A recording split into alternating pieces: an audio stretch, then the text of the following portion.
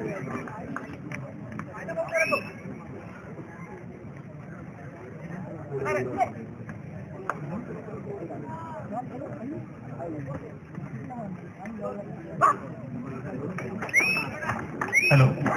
Electrician मैदानावरची light चालू करा. प्लेअरची मागणी आहे. लाईट चालू.